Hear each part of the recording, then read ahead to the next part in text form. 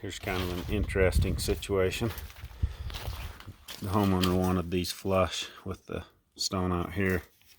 This cap is 20 inches one way and 19 and a half the other way. And they did that so that if you cut it in half, then you pull it apart a half inch and there's your joint, so it'd be 20 by 20. But anyway, it's not sitting exactly flush. The stone's too irregular. So here's what happens when you get in a situation like this. You went from 2 to where you could do this with one cap, with one hearthstone, which is a 19 by 20. That's one piece.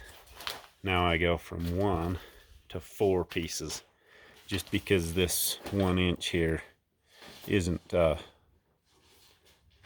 it isn't coming out to the edge and being flush, because it's back and it looks kind of stupid. So it costs, it goes from 1 cap to 4 caps, so it's 4 times as much money. And if they would have just framed this column just barely smaller, by even an inch and a half smaller, it would have solved this problem. But now I've got to use 4 caps on this column in order to get this thing to look right.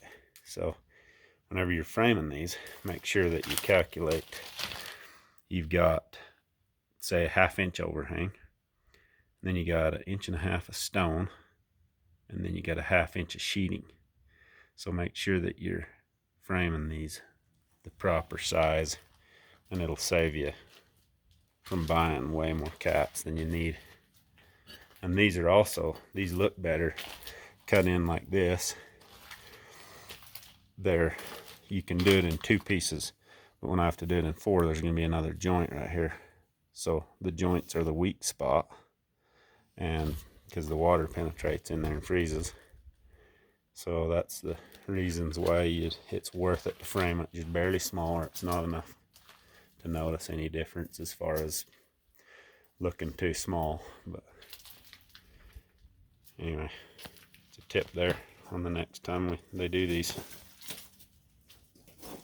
When I'm selecting a corner to cut off of these stones here, we're cutting them out of a full piece. So here's the full piece here.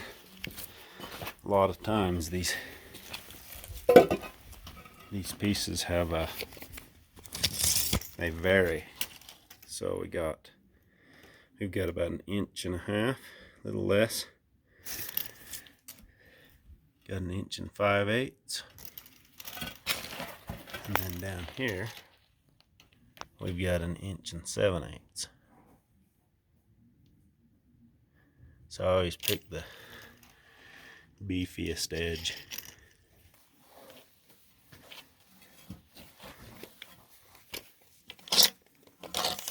So I'm going to select this side that's it's actually 1 3/4 plus, but so it's the thickest edge. So I'm going to measure off of this corner like this, and I'm going to cut off that thin edge down there, because it just looks weird when you see the stone go from one side of the